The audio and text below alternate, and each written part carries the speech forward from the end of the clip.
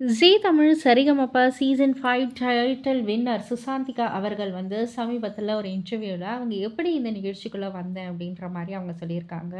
So ஆக்சுவலா வந்து அவங்க மெல்பர்ன்லேருந்து ஆன்லைன் ஆடிஷன் தான் வந்து பண்ணியிருக்காங்களாம். ஸோ டிஸ்டன்ஸ், டைமிங் அதெல்லாம் வந்து கணக்கில வச்சுட்டு அ ஆன்லைன் ஆடிஷன் அப்படின்ற ஒரு ஆப்ஷன் இருந்துச்சு. அந்த ஆப்ஷன்ல தான் நான் வந்து பண்ணேன்.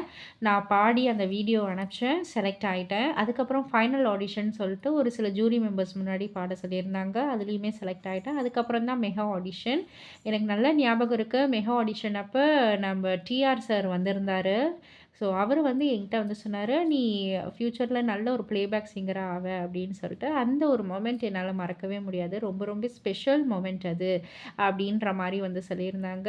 அண்ட் இன்டர்வியூ எடுக்கிறவங்களும் கேட்டிருந்தாங்க, "நீங்க மோனா மோனா சாங் தானே பாடியிருந்தீங்க?" அப்படின்ட்டு. "ஆமா" அப்படின்னக்குள்ள, "ஸ்வேதா மேம்லாம் வந்து ரொம்ப எக்ஸைட் ஆயிட்டாங்கல்ல நீங்க பாடக்குள்ள" அப்படின்னோனே, "ஆமா நான் இந்த அளவுக்கு பாடுவேன்னு அவங்க எக்ஸ்பெக்ட் பண்ணவே இல்ல.